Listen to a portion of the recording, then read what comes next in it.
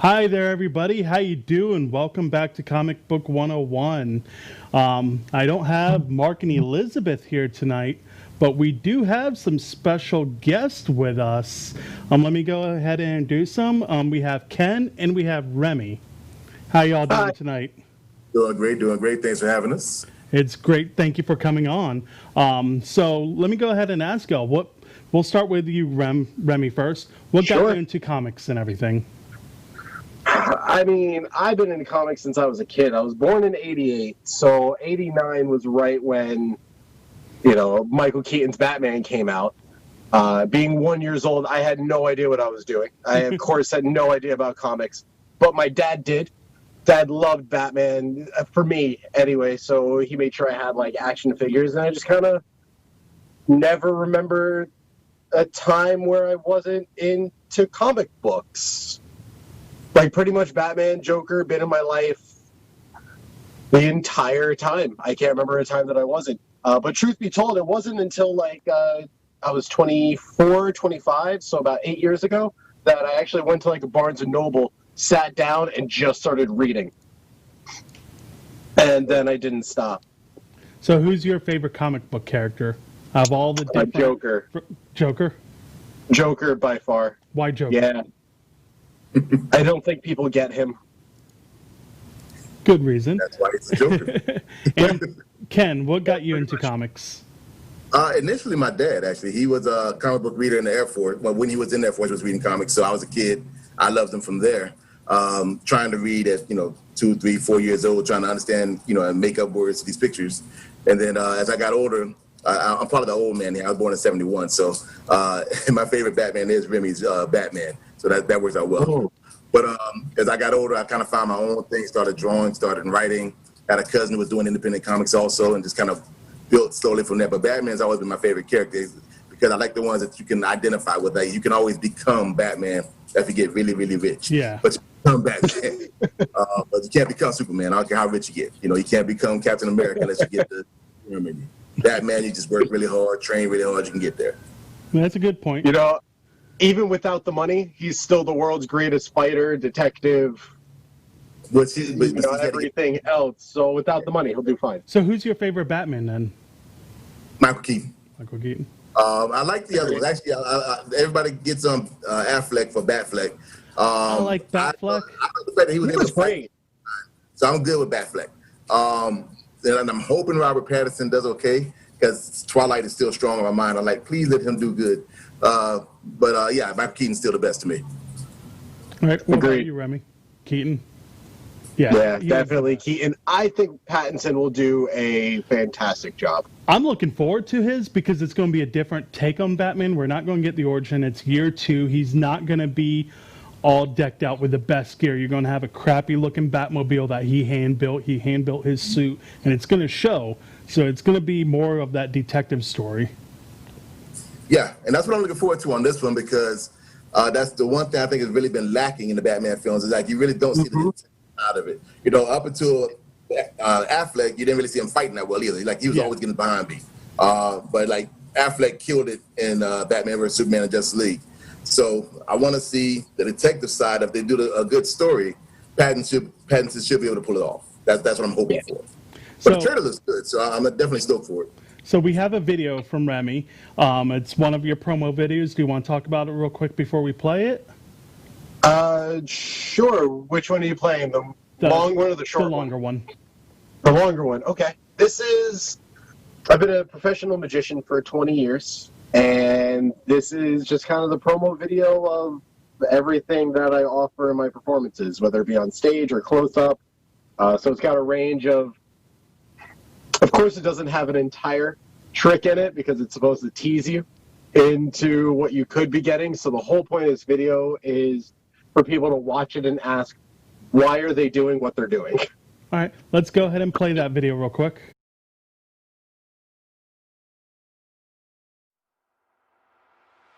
You want to go that maybe when you got there, you'd be so excited about your trip that you break somebody when you got home, right? Where were you thinking of? Well, actually, right at the beginning. Right when I walked on the stage. How did she wish us good luck? Did you read that out loud? Hi. What did you want to give her? This card, you're gonna write it and send it to somebody when you're actually there. Greetings from Montana. What?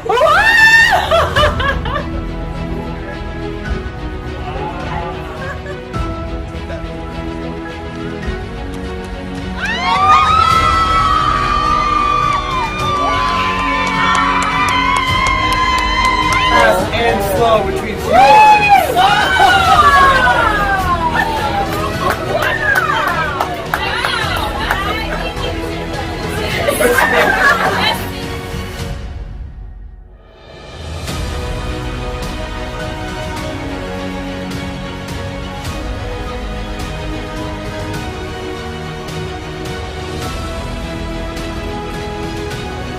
It's in my pocket. If we look, we have one over here. What was yours? The Joker. Oh, perfect.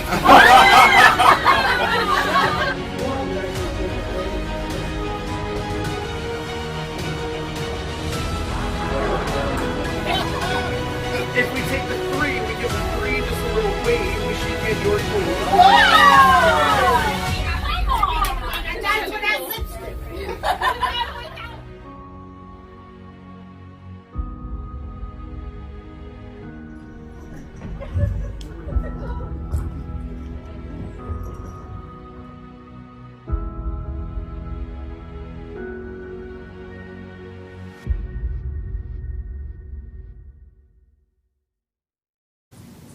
That's really cool. So what type of magic do you specialize in mostly? Because I know there's different types all from of it. mentalism, stage, and so on.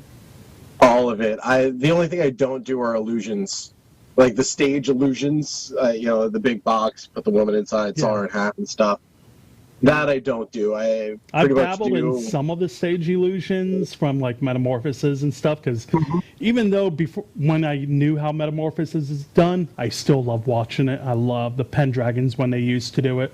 Jonathan Pendragon's an awesome person. I've spoke with him multiple times about that trick. Cool. So, Cool. Then I do a lot of geek magic.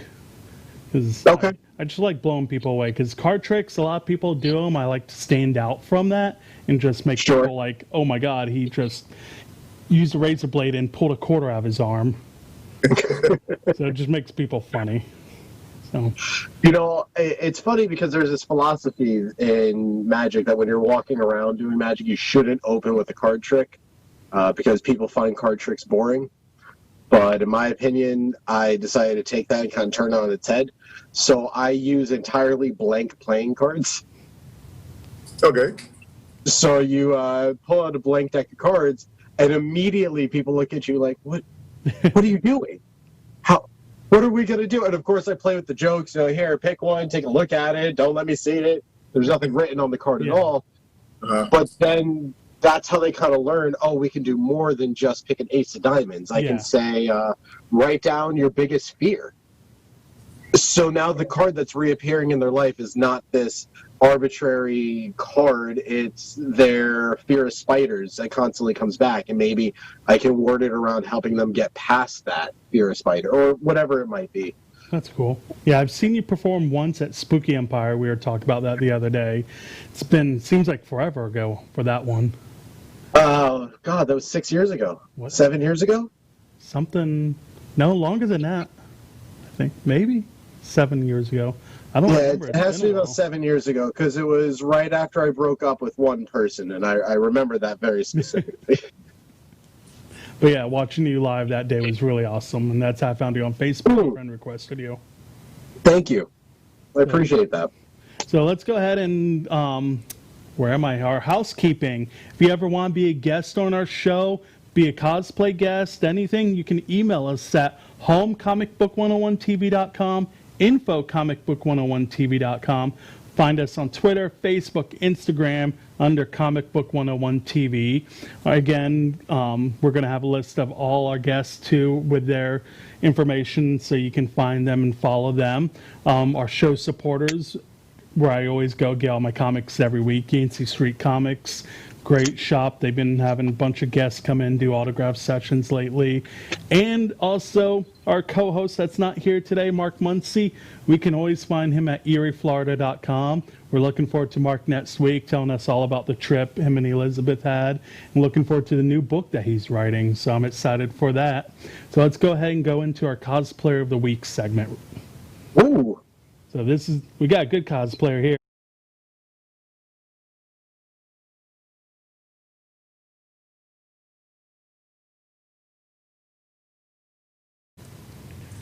So she has some amazing cosplays. What got her into cosplay was she loves making the costumes. She learned how to sew about 8 years ago, and she's Halloween obsessed. So her and her husband, with all the fandoms, just got the idea going to go to a Comic-Con, and they just started wearing a costume since then. She loves cosplaying because it's a way to express her creativity and artistic abilities, but she doesn't enjoy sewing everyday clothes, so that's why it's fun to do full capes, armor, and everything. It's really hard for her to pick her favorite cosplay. When you make them, they all have such a special place. However, she does love 5 different Bulma briefs from Dragon Ball Z, which is her favorite cosplay to do. And she's currently working on 2 different projects. One is a battle-armored Morgera from Hercules, and she the chest piece, shin guard, braces, and cape. She's doing the other is Moxa from Attack on Titan. I've sadly never watched that anime. I need to. And she's starting the sword and gear for that right now. So she also gave me a list of all the photographers that did the photos. I'm going to drop that in the chat because there's just too many to try and name all of them. So I'll go ahead and drop that part in the chat right now for everybody to give those photographers credit. There we go.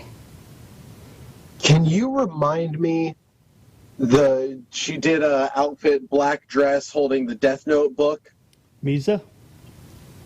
Misa? Yeah. Thank you. I could not think of her name for the life of me.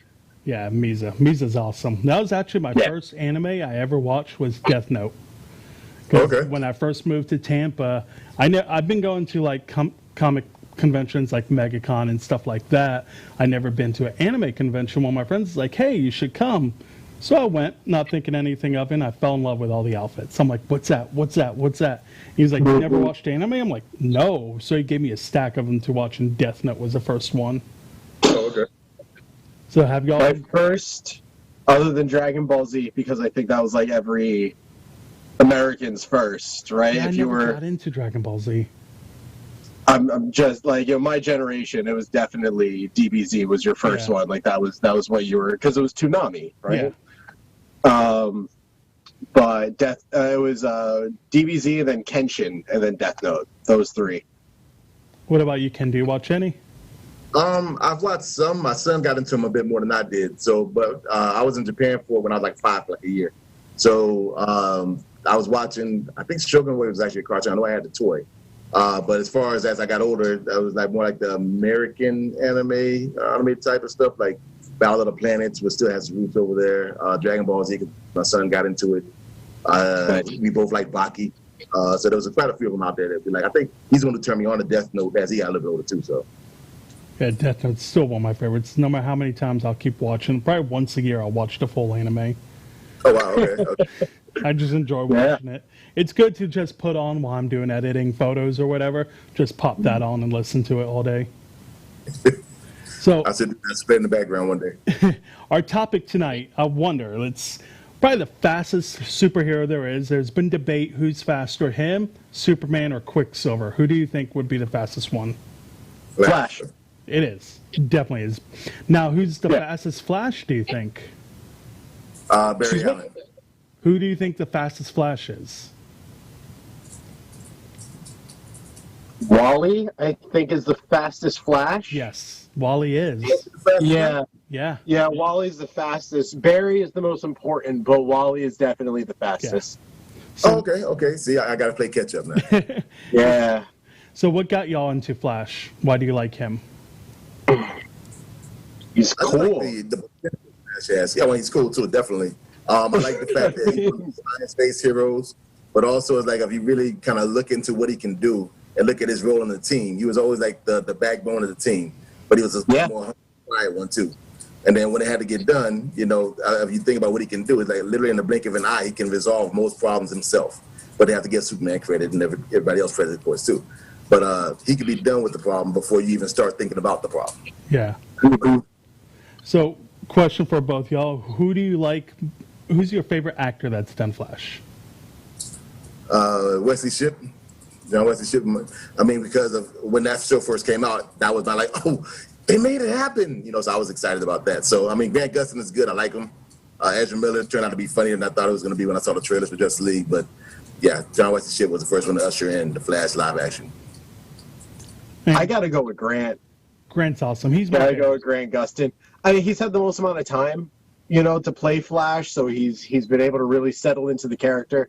I feel like that saying Mark Hamill's the best Joker, it's kind of unfair. Yeah. You know? And it's good that they brought John Wesley Shipp into that Flash universe as well. Yeah, I thought that was great. Playing his father and what Flash. the Arrowverse is doing. Yeah.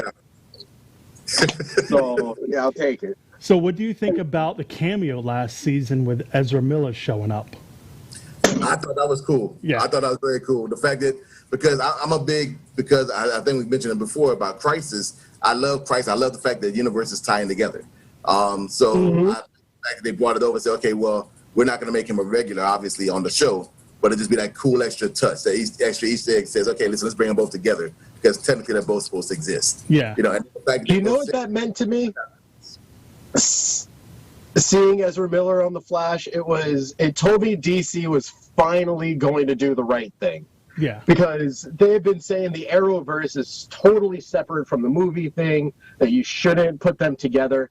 And I was like, why would you do that if the multiverse is like the biggest part of DC Comics? And then they just said, you know what, we'll do it.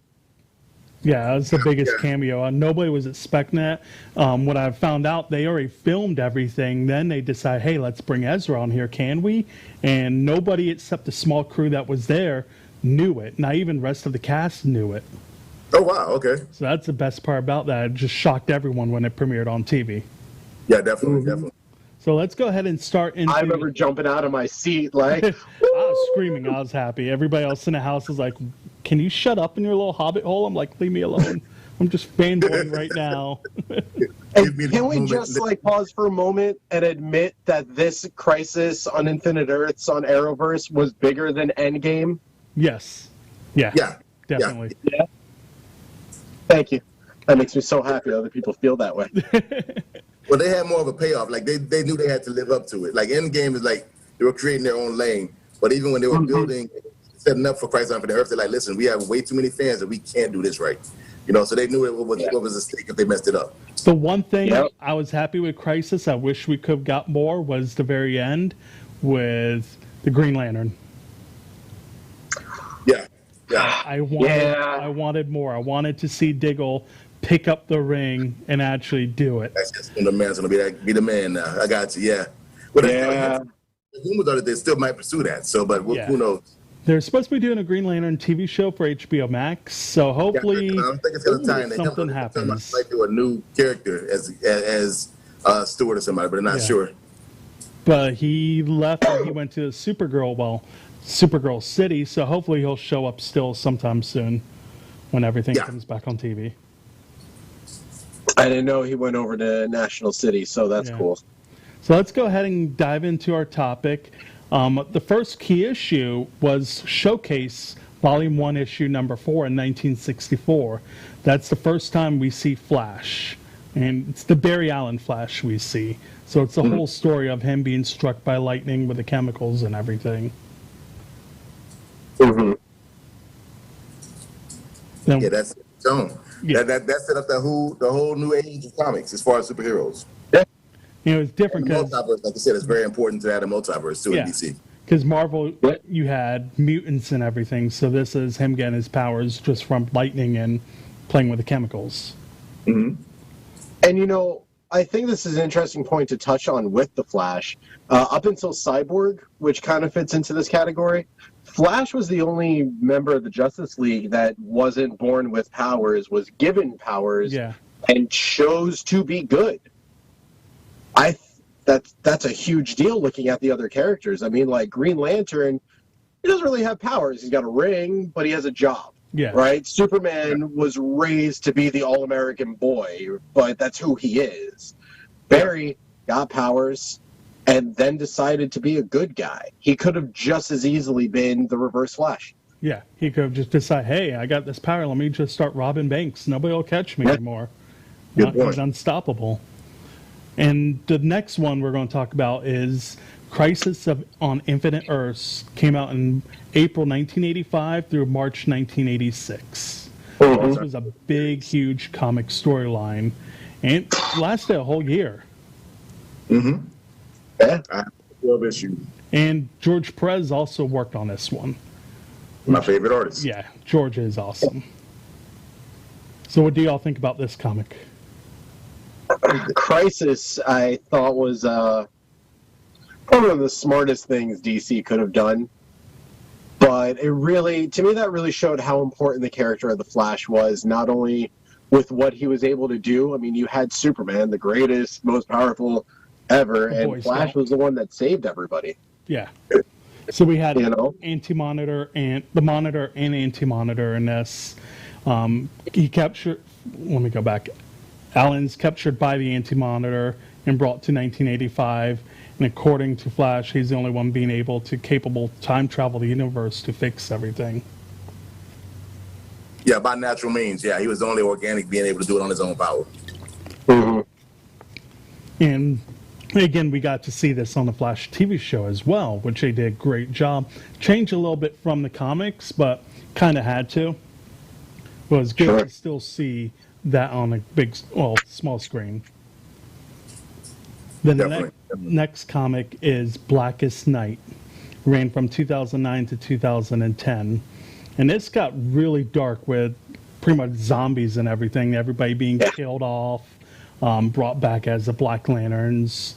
Barry comes back and becomes a Blue Lantern, which is just incredible for him right there. Can we give DC credit for somehow making zombies not an alternate universe? Yeah. Like, somehow they did that? Phenomenal. Yeah, because Marvel made it a whole different universe for Marvel Zombies, which was a good book. But Blackest Night was a big thing for John Jones coming in and taking over and doing that comic right away. Yeah. Actually, it's that comic. I'm not flicking you off. It's actually my ring finger that had me get these two. Oh, nice. Okay, he's like, I'll see your hat and shirt. I'll pay you my tattoo. Yeah, there you go. Got it. So, all right. So I have a Green Lantern tattoo. Nice. We move camera right there. There we go. My Green Lantern tattoo right there with the Imperial logo in the middle. Nice. I've got some DC repped. Yeah, this is my only DC one so far. Maybe I'll get more. I'm not sure. I still have so many different ideas for tattoos coming up. Okay, so I just got weapons. I have like Batman daggers and blades and hand things and all that kind of stuff like that. So, Right. Killer Batman tattoo right there. With the bat, right? Nice. I mean, like they're filled in. It's literally all filled in. I've got like his laughing. Joker's laughing gas. Uh-huh. You can get that on camera. That's awesome. I got his flower, squirting flower. So you're saying you might like the Joker a little bit? Just a little bit. A little bit. Actually, I've got one of those Subway banners for Joker. Oh, wow. Oh, that's cool. Okay, that's when you're dedicated to it, definitely. Yeah, I love having this thing up. And I've got little collection stuff. Okay. Big fan over I here. recognize some of the artwork on the wall. Yep. The Catwoman So this guy movie. Nathan Sursdy. I actually never know how to pronounce his last name. Yeah, I Which don't know one? how to pronounce. I just know his first name's Nathan. I have a bunch of his work at home. Oh, he's great. Every time I go to a convention, he has a booth. I'm buying artwork from him. Yeah, absolutely. I have a few watercolors of his, and I'm just like, they're awesome. I think first time I seen him was Spooky Empire, actually. Yeah, probably. And is there anything else y'all want to talk about Darkest Night? Because that was a huge comic with everybody being killed off. Green Lantern is actually the one that ended up saving that universe there. That was Gardner? Hal. Oh, that's right. It was Hal. Yeah, it was Hal Jordan. Yeah. It was Hal Jordan. He did save everybody that time. That was pretty cool. I thought Blackest Night was interesting because like the comic was released over the span of a year, Yeah. but the whole story And is it only went like through- 12 hours. Yeah, it went through all different comics too. Wonder Woman, Batman comics. So Sure. everybody got it. It wasn't just one special little series. No, that took up the right amount of time and the right amount of space for a story that big. And I like how I like how DC in their comics have done a really good job of tying in their biggest moments. You know, like Blackest Night really could have only happened after Crisis. Yeah. You know, that was the next logical step, but everything kind of keeps building together. I like the way they do that. Then next comic we have up is 2011 Flashpoint. Another big storyline for Barry Allen. Flashpoint was a big deal. So how much of it do you know about that? I know bits and pieces. I don't know all the details about it, but just the fact that it was like the biggest problem I have with DC in terms of like they keep retconning and keep restarting, rebooting. It actually got kind of annoying. But Flashpoint was when they actually gave it a plausible reason versus just like we're gonna start over again. Yeah. And so, I like the fact- We know he wakes up, finds out his mother's alive. There's no trace of Superman, Wonder Woman, and Aquaman leading their... No trace of Superman. Wonder Woman and Aquaman are leading their respective nations in war and everything, and his wife, Iris, is unmarried to him at this point. So it's just everything's changed for him. Yeah.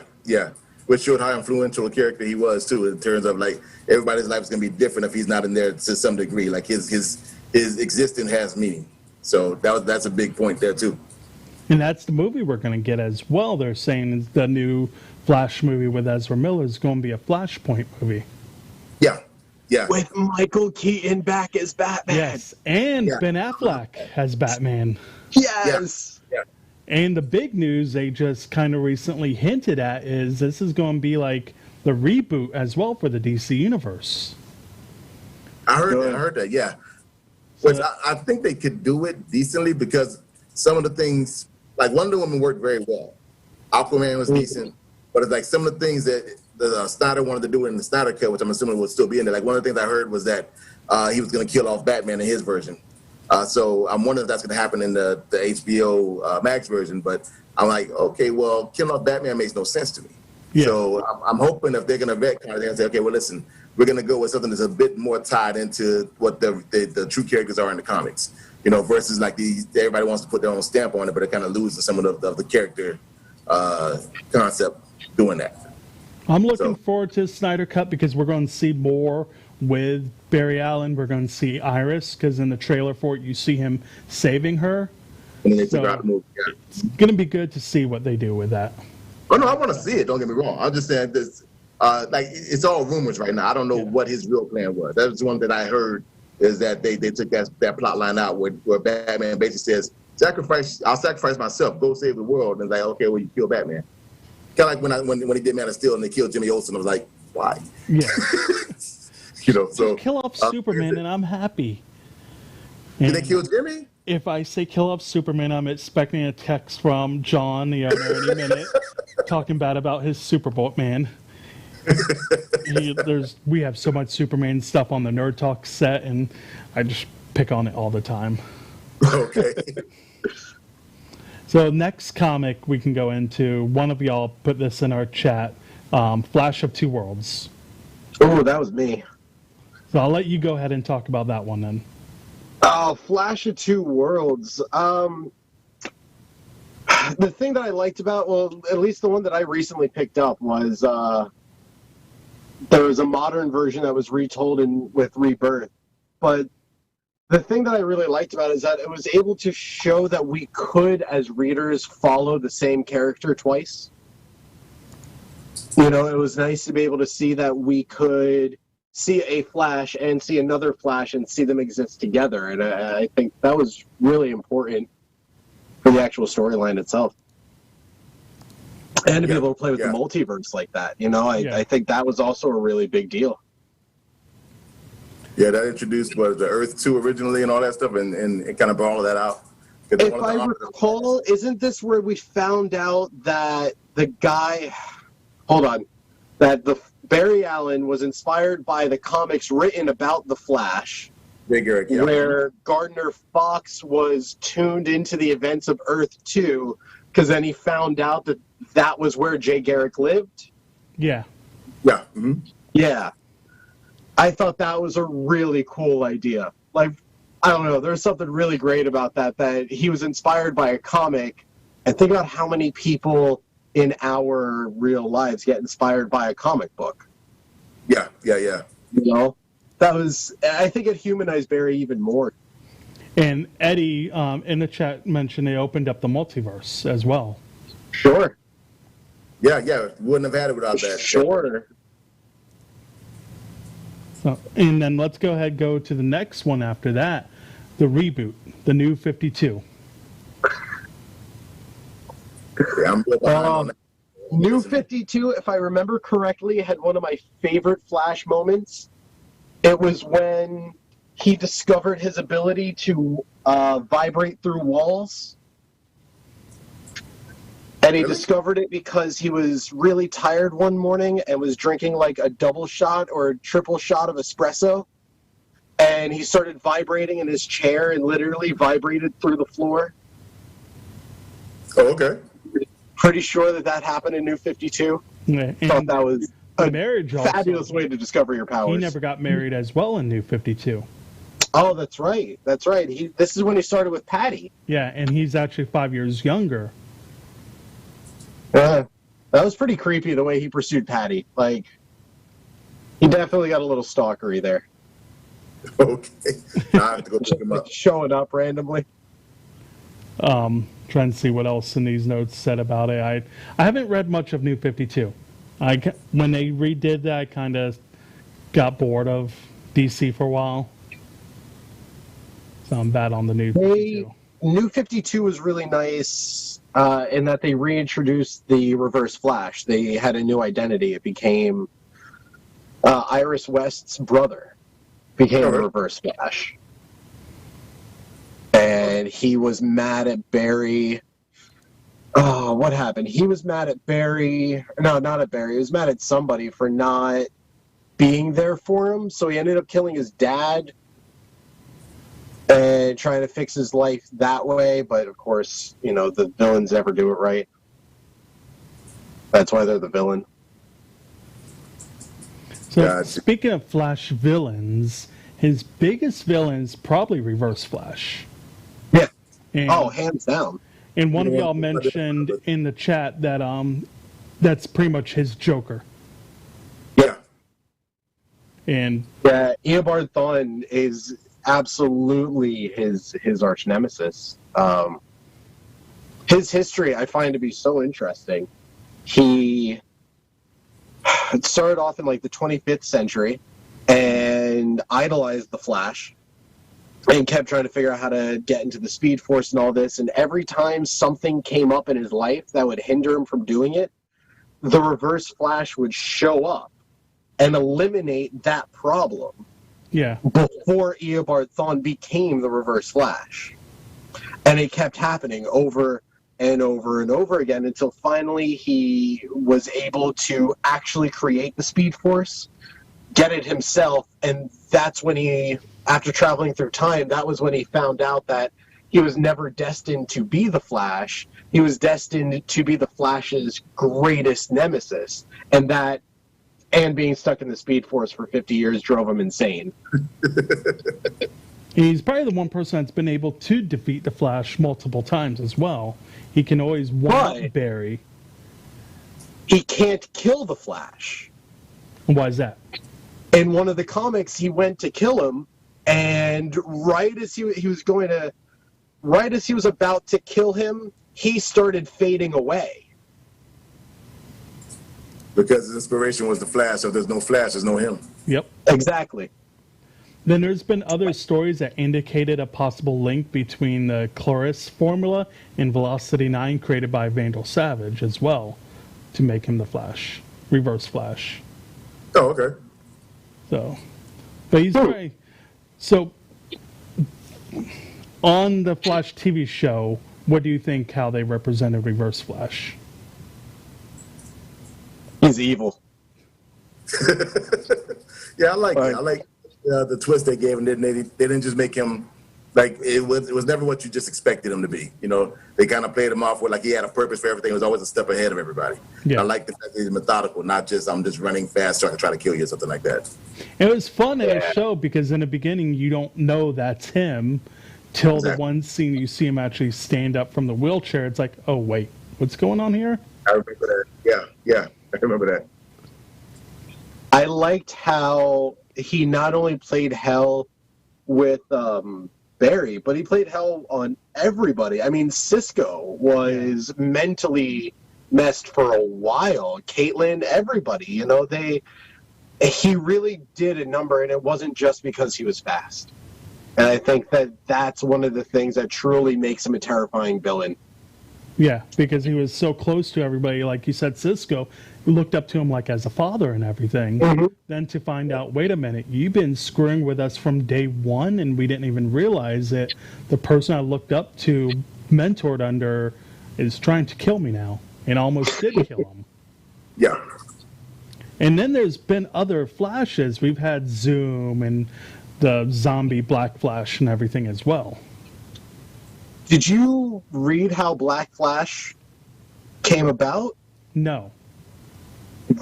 I'm not sure exactly if this is how he came about because I'm might be confusing the stories. But when Flash came out of the Speed Force, it was due to the Reverse Flash because Reverse Flash has a negative Speed Force, and he used that to taint Barry Allen's Speed Force pretty much. And when he came back, Savitar shows up. And Barry starts to chase after Savitar, who Savitar's running from Barry, seeing that it could possibly be his death. And when Barry touches him, he turns to dust. And that's where he starts to learn that there's something off about him. And turns out he is the Black Flash and has to end up running, spoilers, he ends up having to run back into the Speed Force. And by doing that, it actually negates all of that negative energy. And he's able to drop that persona. Oh, wow, okay. But the way that they turn that into, like, the Grim Reaper of speedsters, amazing. Yeah. Absolutely amazing. So let's go ahead and go into the TV shows and movies. The first time we actually see the live-action Flash is in 1990, the Flash TV show. Mm-hmm. There's Mark Hamill. Yes. Doing his thing. And later he reprises that same role in the other Flash show as well. Which was so smart. So I didn't, during that time period, I wasn't watching as much TV, so I never actually got to sit and watch that show until recently. So what do you all think about it when it first came out? Well, like I said, I loved it. It was the first chance of seeing the Flash represented live action, and it was one thing when it's just done, but it's entirely different when it's done right, and they did a great job on him. Just his portrayal of him, the way they represented the Speed Force in terms of him running and everything, it was brand new. That was like high tech at the time, where nobody's like, "Oh, we've never seen this before." Yeah. So yeah, they did a great job with them, and then of course, like with the picture, Mark Hamill was a cool trickster. It was almost like his version of the Joker in terms of the tone of it. So they had fun with it. And yeah, they've had a lot of special guest stars like Mark Hamill and Richard Blazer. There's been a ton of people that showed up on that show. So I wish it could have lasted a lot longer. I'm trying to pull up. There was one guest, David Cassidy, even showed up on that show. Oh, okay. Really? Yeah, I've got the DV collection in the apartment. And the one I liked, she played Felicia Kane, Jerry Ryan from Star Trek. Yeah. She was on there as well. So they did a lot of cameos with that show. Then that show died. It didn't last as long. Till 2014, we get the Flash TV show, the new one, that was a spinoff from Arrowverse, from Arrow. Mm-hmm. And I think personally, this is the best part about best Flash they've ever done was this. The Arrowverse knows what they're doing.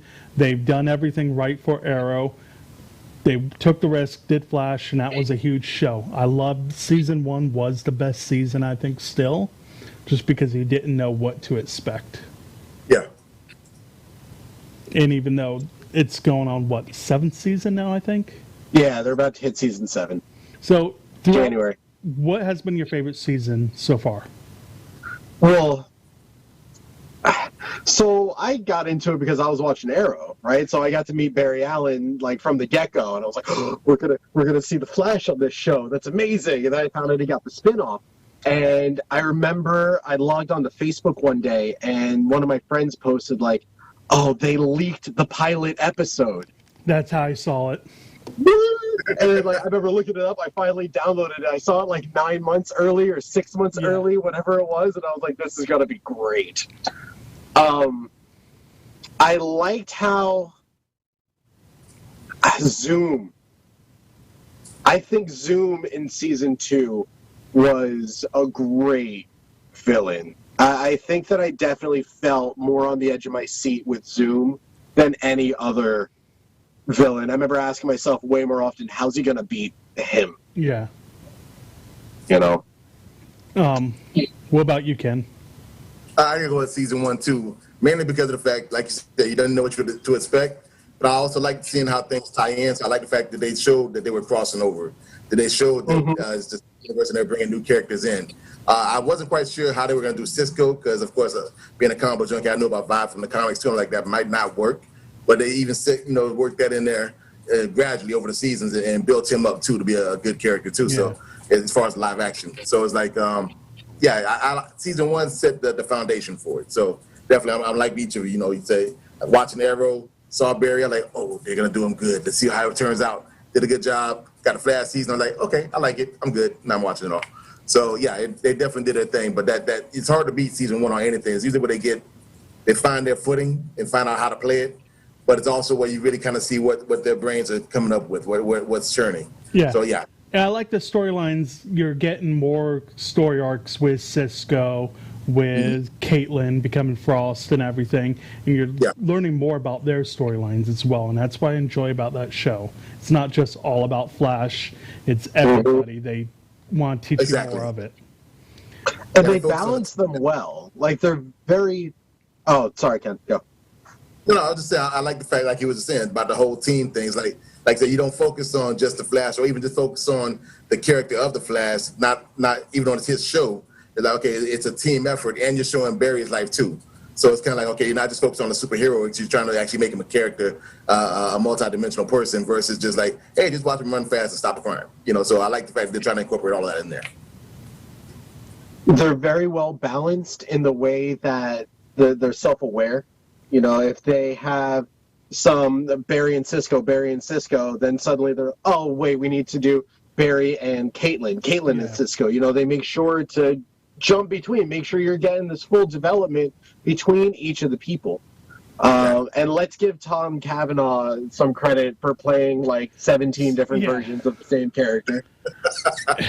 Especially when they open the multiverse and he's coming in as all these different versions of himself.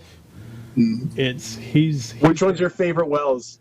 Oh God, I don't even know who my favorite Wells is. Earth 2. Yeah, Earth 2 for me. With his daughter. Yeah. Yeah. Sadly, Jesse Quick was hot. I'll say it. She was. I miss Jesse. I wish that they would have kept him alive because last we know he died. But who knows? Anything can happen. They just restarted the universe, so nobody ever stays dead. Now, do you think with them restarting everything after Infinite Crisis that they're going to still give us a multiverse, that something will happen to split into a new multiverse? I don't know. I don't know what to expect at this point because of that, because now we know it's so fair. Everything's screwed up. He's changed the storyline so many times. He's wrecked everything. I don't know what to expect. Especially with him losing his power, because the last we saw, he's running on empty. He's not. He doesn't have much power left. Yeah. And the last season, that was a rough one to watch most of the time. I don't like the whole Mirrorverse. Yeah. I just like Barry. How can you not tell that's not your wife? How long is it going to take for you to realize that's not Iris? Just not the best season, but I'm still watch it. I have faith. It's the one bad season. We'll put it under the carpet and it'll get better. Yeah. So everyone's allowed one. Out of the series, who's been your favorite villain though?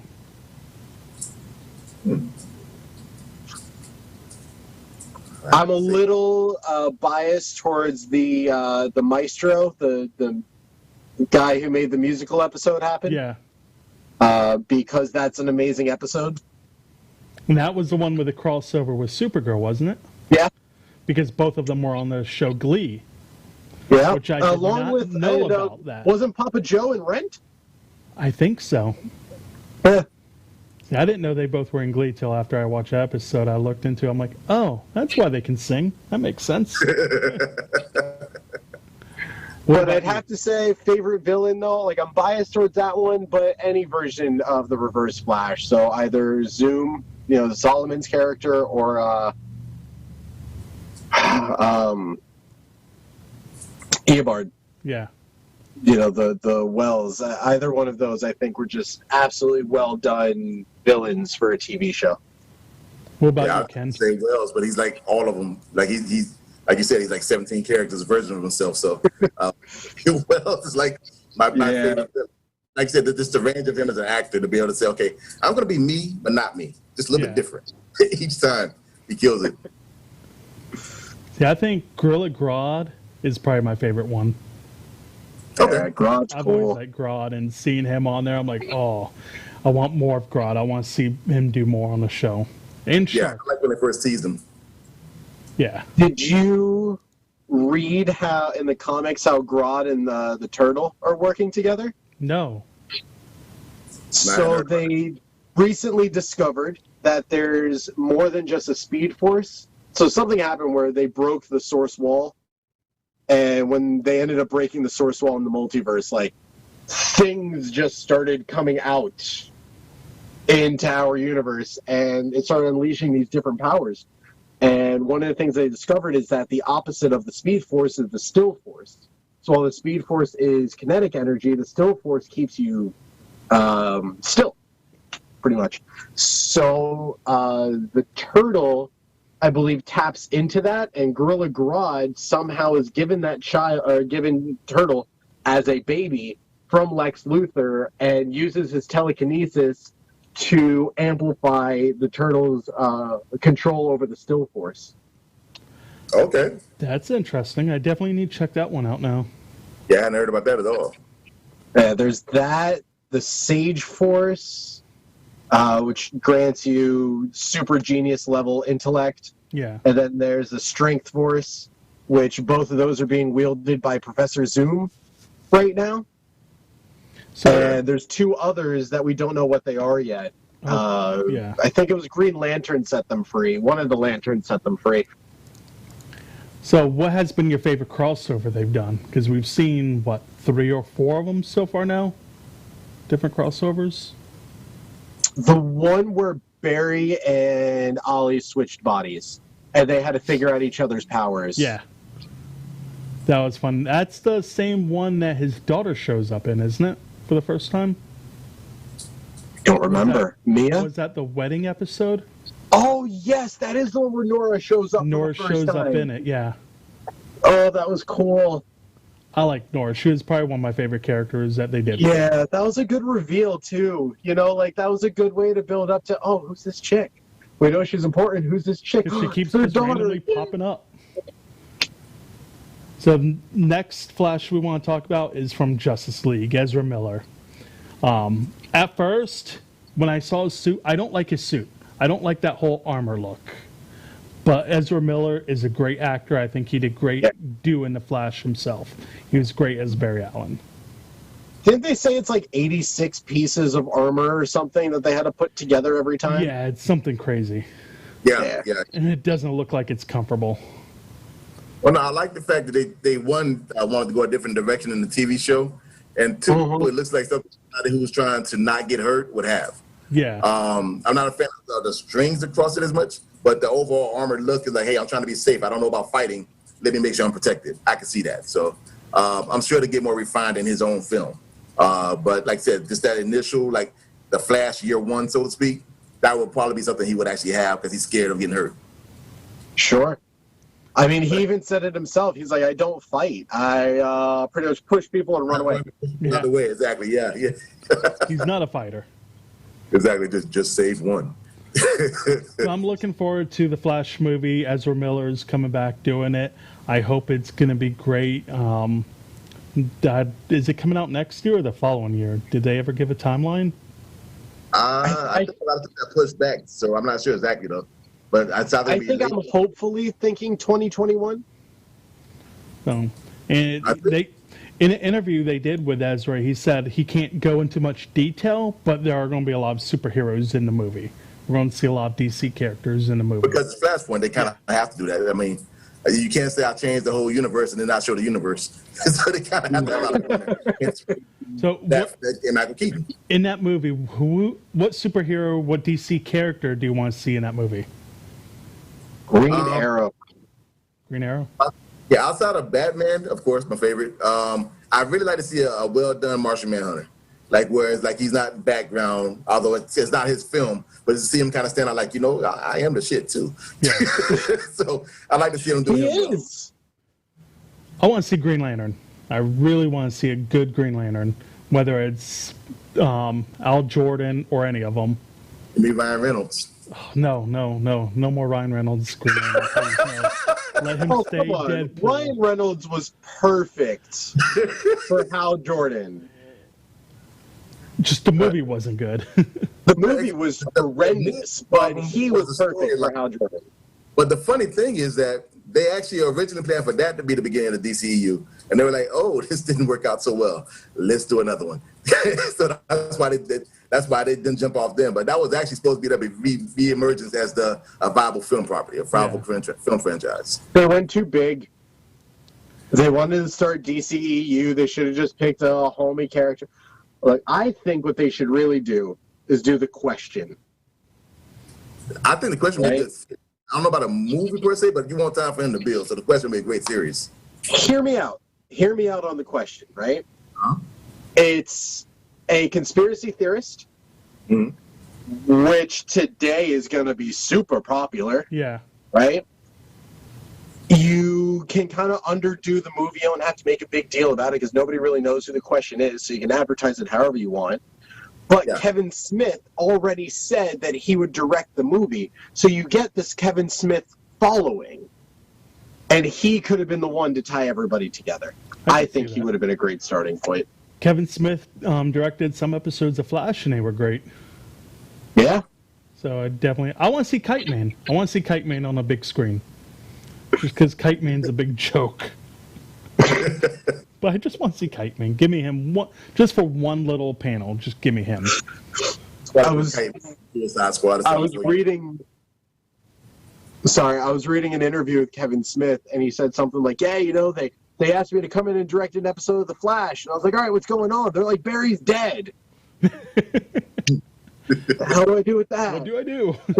Have fun now. Yeah, pretty much. So what do you think is going to happen on the next season of Flash when it comes back? I think that he's going to make a Speed Force. I think that Speed Force will create a negative Speed Force and bring back Thawne. We know Thawne is coming back because the Wells we have right now keep seeing him. He keeps seeing Reverse Flash popping up in his own... Now, I mean, but Eobard Thawne is a different person. Yeah. Than Wells. So, I mean, maybe he's just there screwing with him. Well, some connection from the time they did spend together. So it could be like almost like a sympathetic tie into it, almost a symbiotic relationship. Yeah, okay. Yeah, that could be fun. I'm interested in how well they're going right off on character because we lost the one character that could stretch and everything. Yeah. He's no longer on the show due to stupid jokes he made in the past. That's what I come back to. Though. It's the digital age. they were building his storyline up where he meets his wife and everything, and now that's gone. Yeah, yeah. So one of the things that I read was that they were talking about bringing him. Sorry, Ken. Go ahead. No. I was saying he's valid, but go on, like you heard something. I was just going off a theory. So what were you about to say? Oh, just that I read that they were talking about how to finish up his story. Sue is going to stay in Flash. Yeah. Her character is going to continue on. They can recast him because he can change into anybody. That's what I was saying. But I was like, exactly. You know, I'm still me. I just changed my face around so they wouldn't know who I was. You know, something like that. So they can still make that work. Okay, so real quick, let's start with you, Ken. Where can everybody find you at? Almost everywhere. I rarely use Snapchat, but I am on Instagram with my name backwards. I am on Facebook. I have a fan page. It's just Ken Anthony II. I have YouTube with my name backwards. And the name backwards for everybody is YNOHTNAII. And I'm on Twitter under Anthony Artists. And that's to be pretty much everybody. Like I said, I don't use Snapchat. I'm there, but I never go on there. All right. And Remy, where can they find you at? If you type in Remy Connor on Facebook, Google, Instagram, RemyConnor.com, you'll find me everywhere, pretty much. I really only use Facebook, Instagram, and YouTube, but I'm pretty sure if you just type it in, you'll be able to follow me somewhere. All right. I want to thank you both for coming on. It's been a great show. Anytime y'all want to come on, if you're ever in the Tampa Bay area, you're more than welcome to come by the studio anytime. Ken, you're more than welcome to come by anytime. It's been great. Thank you so much for coming on the show tonight. Thanks for having me. Anytime. And that is it. We'll see everybody next week.